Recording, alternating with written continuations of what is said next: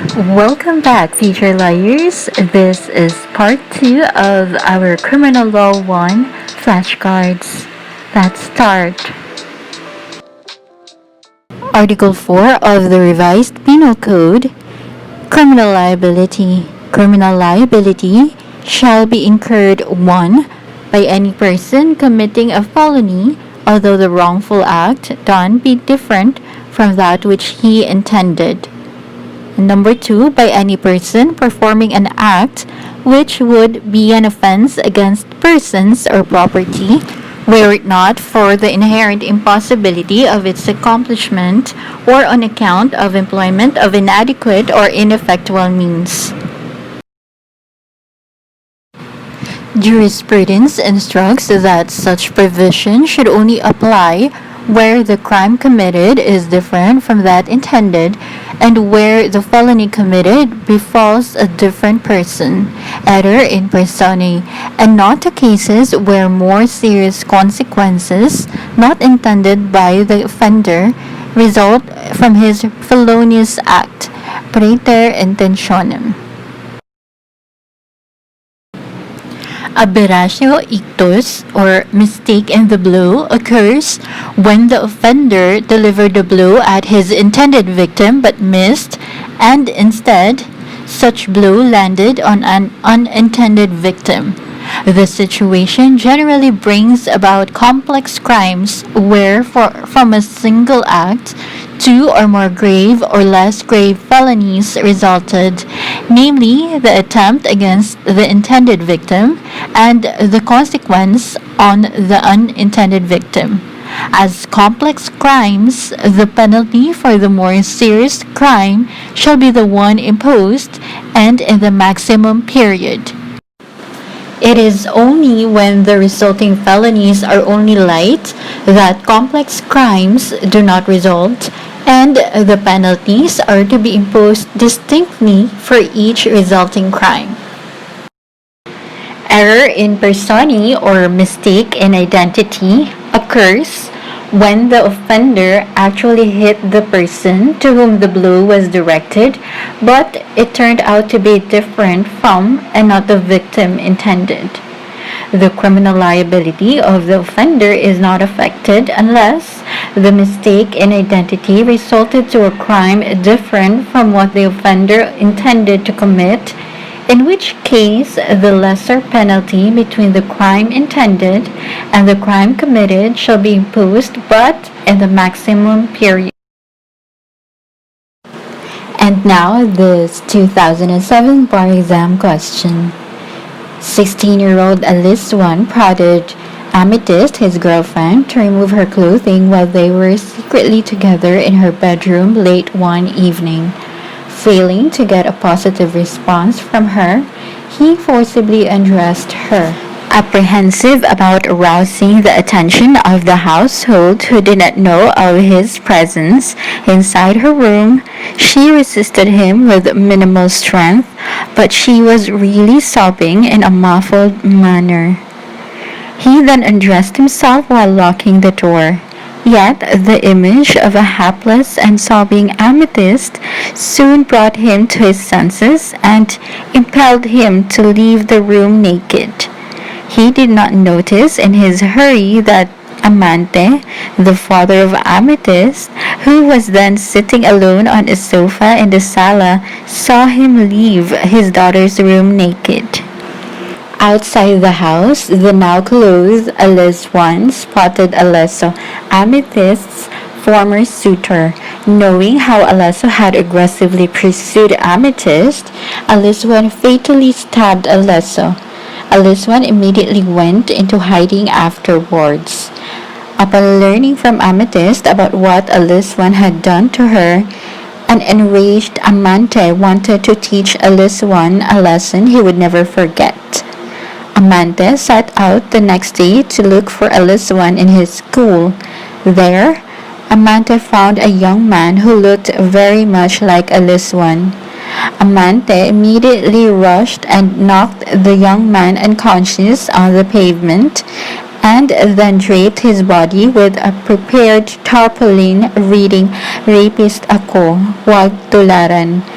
Everyone else in the school was shocked upon witnessing what happened, unable to believe that the timid and quiet Alice, identical twin brother, had committed rape. Question letter D of the given problem. Answering the criminal complaint filed by Alisto, Amante contended that he had incurred no criminal liability for lack of criminal intent on his part, his intended victim being Alice 1, not Alisto. What is the defense of Amante, and explain if the same will prosper. UP Law Center suggested answer is the defense raised by Amante is error in personae. The defense is not proper because Article 4 of the Revised Penal Code, which provides that a person committing a felony is liable criminally, although the wrongful act done be different from unlawful intent. Thus, under this provision, Amante is liable for the wrongful act done, and that is child abuse against Alisto, although it differs from the wrongful act intended, and that is abusing Alice 1. Praeter intentionem, or where the consequence went beyond that intended or expected. This is a mitigating circumstance when there is a notorious disparity between the act or means employed by the offender and the resulting felony.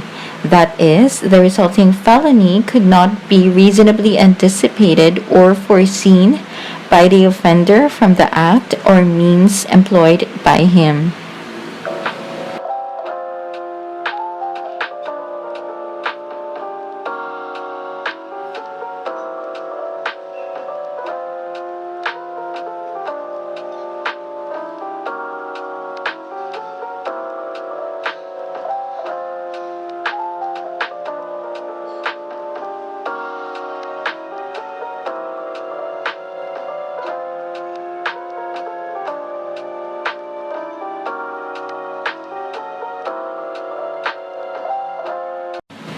Moving on to impossible crime.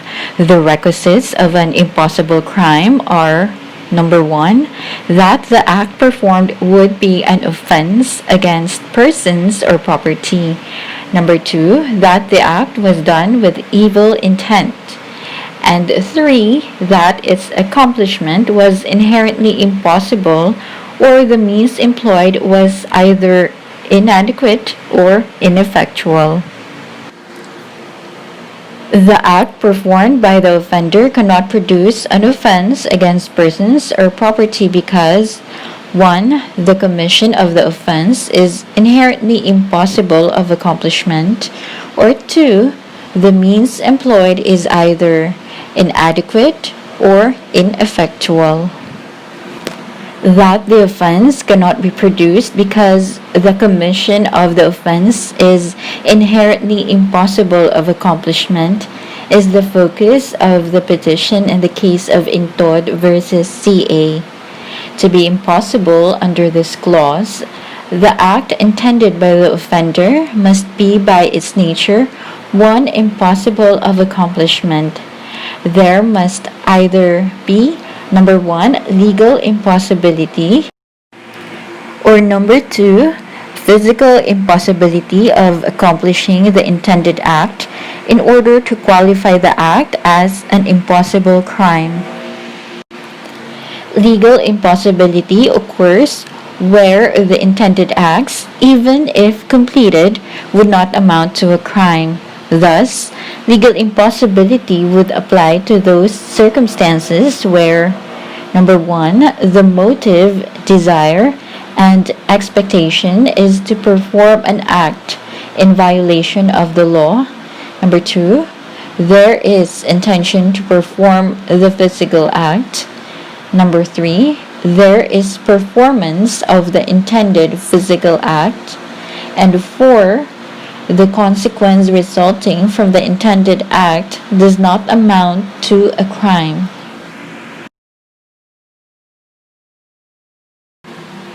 Proximate cause has been defined as that cause which, in natural and continuous sequence, unbroken by any efficient intervening cause, produces the injury, and without which the result would not have occurred.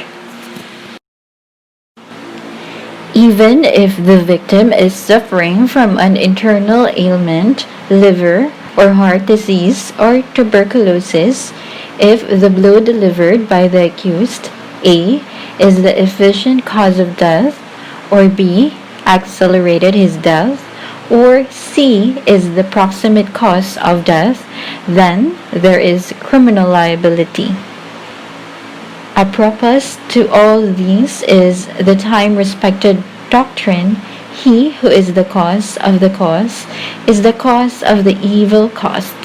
This is the rationale in Article 4 of the Revised Penal Code, which provides that criminal liability shall be incurred by a person committing a felony, although the wrongful act done be different from that which he intended.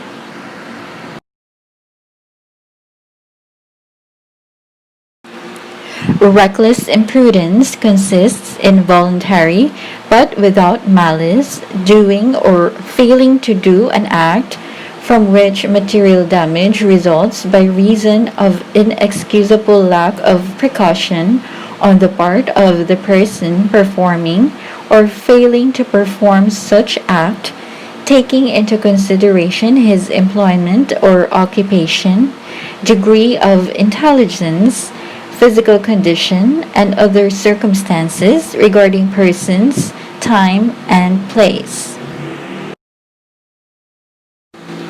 Simple imprudence, on the other hand, is a mere lack of prevision in a situation where either the threatened harm is not immediate or the danger is not openly visible. The following is cited as a case of simple imprudence. A man goes hunting and raises his gun to shoot at a bird. Upon lowering the gun without firing, he negligently fails to lower the hammer, and while the gun is being thus carried cocked, it is accidentally discharged, with the result that a person casually in the range of the gun is wounded. As will be seen in this case, although there is imprudence on the part of the hunter, there is not a conscious advertence to the danger to which the other person is being subjected.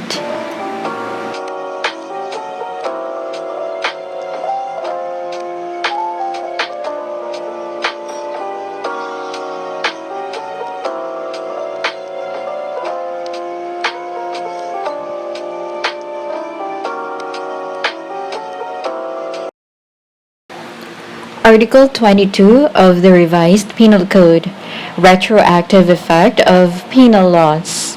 Penal laws shall have a retroactive effect insofar as they favor the person guilty of a felony who is not a habitual criminal, as the term is defined in Rule 5, Article 62 of this code, although at the time of the publication of such laws, a final sentence has been pronounced and the convict is serving the same.